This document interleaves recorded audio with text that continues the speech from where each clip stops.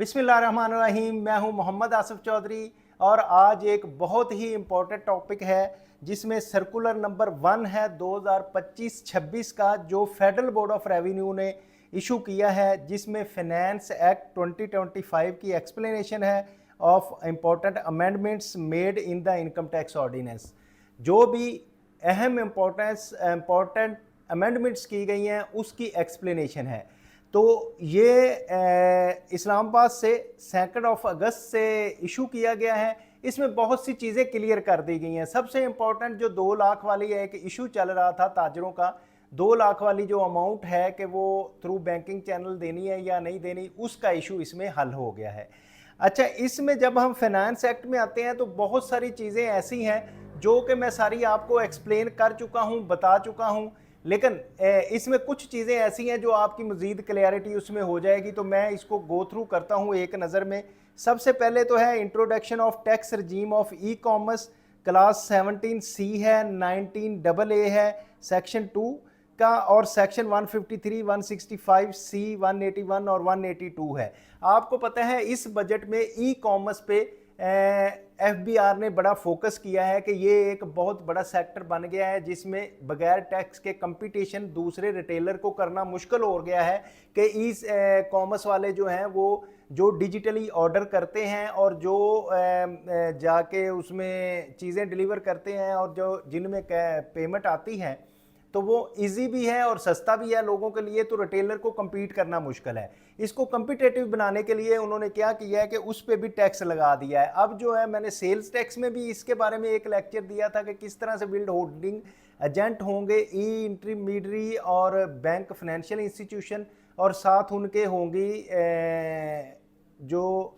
Courier companies हैं कि वो उनका विद हेल्ड करेंगी और टैक्स जमा करवाएंगी। इसमें भी इसी तरह सारा बताया गया है कि सारे जो हैं वो टैक्स करेंगे इकट्ठे। तो इसमें जो बैंक होंगे, बैंक 1% विद हेल्ड करेंगे और जो कोरियर कंपनी है वो 2% विद हेल्ड करेगी, और एक स्टेटमेंट बनाएगी कि किस सप्लायर का कितना माल उसने पूरे महीने में दिया और उस सप्लायर की सारी डिटेल, कितने टैक्स उसका इकट्ठा हुआ करके वो विद होल्डिंग स्टेटमेंट भी जमा करवाएगी। एक तो ये ई कॉमर्स पे है, वो आपको मैं पहले भी बता चुका हूँ ऑनलाइन मार्केट प्लेस के बारे में। फिर है taxing on pension income. Pension income के बारे में आपको मैं पहले बता चुका हूँ कई दफ़ा अपने लेक्चर्स में कि 1 करोड़ से ज़्यादा अगर किसी की पेंशन इनकम होगी और उसकी जो एज है वो 70 साल से कम होगी, उसको 5% उस पर पेंशन पे टैक्स लगेगा। इससे पहले जो है पेंशन जो थी वो टैक्स से मुबर्रा थी, उस पर एग्जेम्पशन थी, कोई टैक्स नहीं लगता था पेंशन पे। इसके बाद आ गया advance tax on withdrawal from the bank, section 231A भी, जो कि पहले 0.6% होता था। अगर आप 50,000 से ऊपर की अमाउंट पे टैक्स निकालते थे कैश, तो 0.6% आपका कटता था, यानी कि 350,000 पे और 1 लाख पे 600, जो कि अब बढ़ा के उसको 0.8% कर दिया गया है कि अगर आप कैश विड्रॉ करेंगे और आप फाइलर नहीं है, एक्टिव टैक्स पे लिस्ट में नहीं है, तो आपका 800 रुपया कटेगा।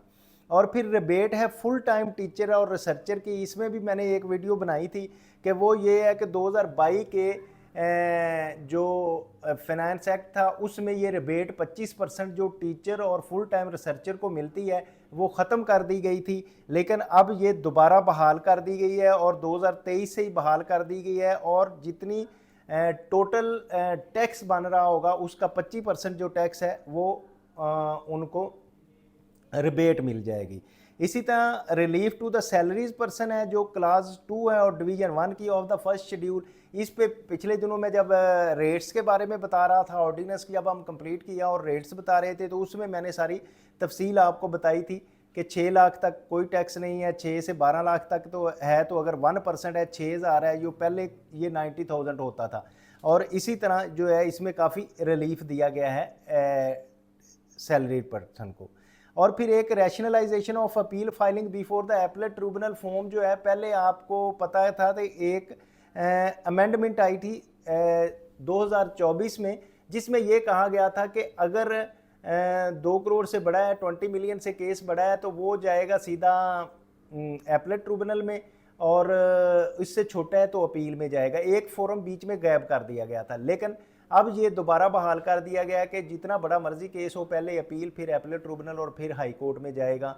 तो पहले ये था कि अपील के बाद डायरेक्ट हाई कोर्ट में जाता था और एपलेट ट्रिब्यूनल में, वो अब ऑप्शनल कर दिया गया कि अगर कोई अपील का फॉर्म छोड़ना चाहे तो वो छोड़ सकता है, अगर नहीं छोड़ना चाहता तो वो उसको कर सकता है।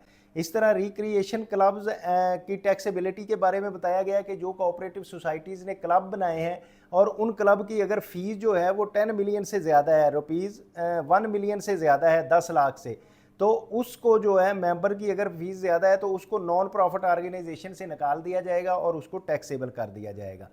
अच्छा, ये जो सबसे ज़्यादा कंट्रोवर्सी थी जिसमें वो ये था कि disallowance of certain expenditure section 21 and 22, इसमें सबसे ज़्यादा कंट्रोवर्सी थी जिस पे ताजरों ने हड़ताल की और उस पर बहुत ज़्यादा इस पे एजिटेशन हुई ताजरों की तरफ से। उसमें यह था कि अगर आप, पहली तो बात एज इट इज़ है कि अगर आप किसी अनरजिस्टर्ड पर्सन से ख़रीदते हैं जिसका एनटीएन होल्डर नहीं है तो उससे आप परचेज करते हैं तो आपको ये उसका 10% जो है डिसअलाउ हो जाएगा।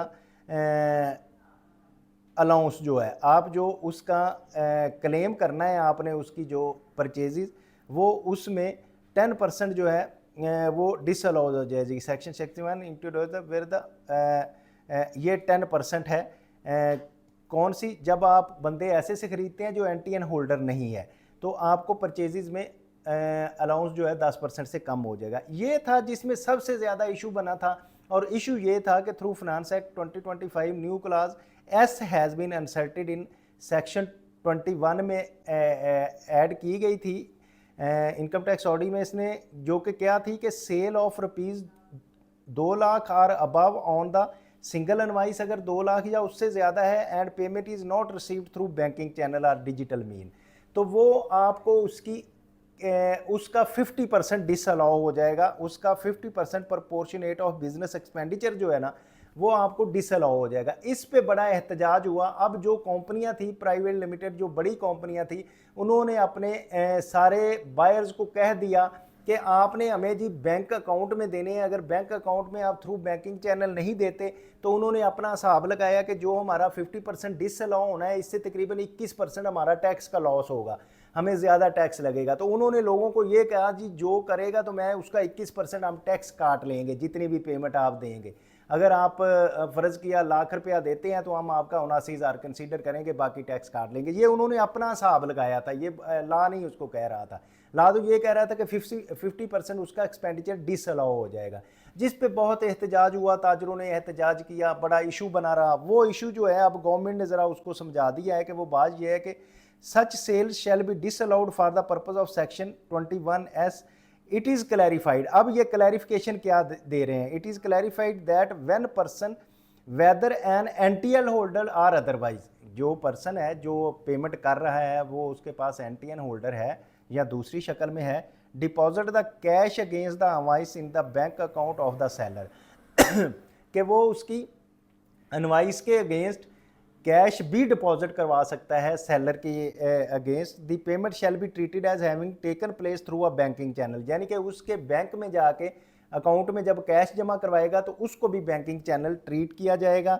And no disallowance of the expenditure will be made in this regard for this clause, तो इस क्लास के अगेंस्ट जो है वो उसको जो एक्सपेंडिचर है वो डिसअलाउ नहीं होगा। यानी कि जो कंपनियों ने हिसाब लगाया था कि हमें 21% का नुकसान होगा, 50% डिसअलाउ होने से वो ख़त्म हो गया। उन्होंने कहा जी अब क्या करें, लेकिन जाके कंपनी के अकाउंट में कैश जमा करवा सकते हैं आप, वो एनटीएन होल्डर जो हो या एनटीएन होल्डर के अदर हो। तो मीन ये 2 लाख की जो ये थी ना कि थ्रू बैंकिंग चैनल होना है, उसकी क्लैरिफिकेशन आ गई है। सबसे मेन चीज़ इस हेड में यही थी, तो ये आपको क्लियर हो गया। उसके बाद अमोर्टाइजेशन ऑफ इंटेंजिबल एसेट जो है इसको 25 साल से कम करके 15 साल के लिए कर दिया गया है। और रिस्ट्रिक्शन ऑफ इंटरहेड एडजस्टमेंट लॉस, पहले ये था कि बिजनेस में जो आपके अलाउस थे वो एडजस्ट हो जाते थे सैलरी के अलावा, अब उन्होंने प्रॉपर्टी इनकम को भी इसमें से डिसअलाउ कर दिया गया है कि इनकम फ्रॉम प्रॉपर्टी है तो वो भी इसमें नहीं होगा, अलाउंस में एडजस्टेबल नहीं होगा। इसी तरह preventive tax avoidance loop under the group relief scheme के पूरे ग्रुप का अगर टैक्सेशन में किसी को लॉस आ रहा है तो दूसरे को रिलीफ मिल जाता था, वो भी नहीं इसमें अब आएगा। Restructuring entitlement of exemption under class 66 of the second schedule. तो एग्जाम्पशंस के रिलेटेड भी 100C के में कुछ तब्दीलीज की गई हैं। और कैरी फारवर्ड का जो टर्नओवर का 3 साल तक आप टर्नओवर कैरी फारवर्ड कर सकते तो उसका भी कम कर दिया गया, 2 साल तक कर दिया गया है।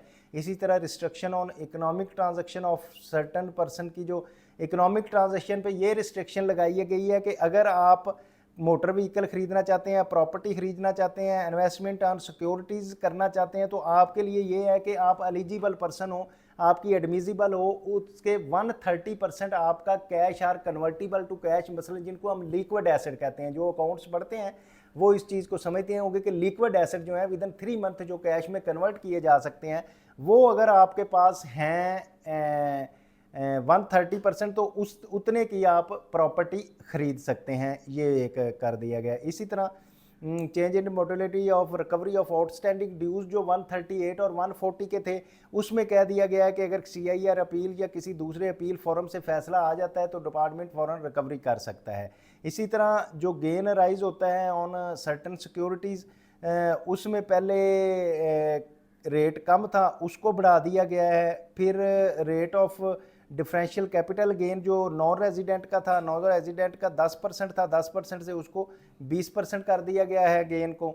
और फिर issuance of with holding tax rate on the services, जो सर्विसेज पे पहले रेट थे 9 और 11%, उनको बढ़ा के 15% कर दिया गया है। 4% वाले को 8% कर दिया गया है।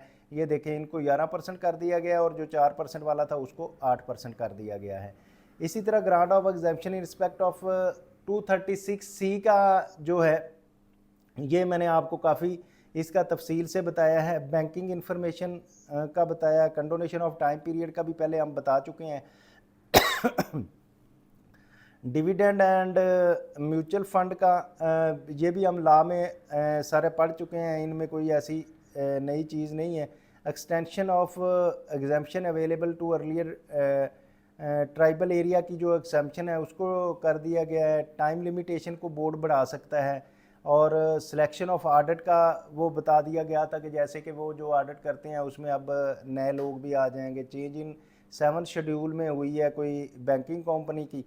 तो इस तरह से ये आपका जो सारा लॉ था, जिसमें मेन सबसे क्लियर करने वाली थी 21S कि 2 लाख से ऊपर की जो है वो आप ख़र्चा जो है उसमें अब डिसअलाउ नहीं होगा 50% अगर आप बैंक में जाके जमा करवा देंगे।